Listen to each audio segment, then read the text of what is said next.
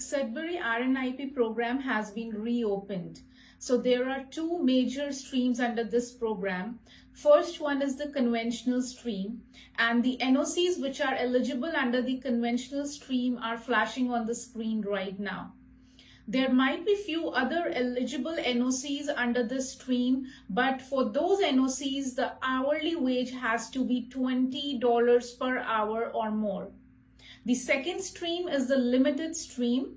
In limited stream, only 24 candidates per year will be considered. You have to make sure that apart from fulfilling the community eligibility requirements, you also have to fulfill the federal eligibility requirements.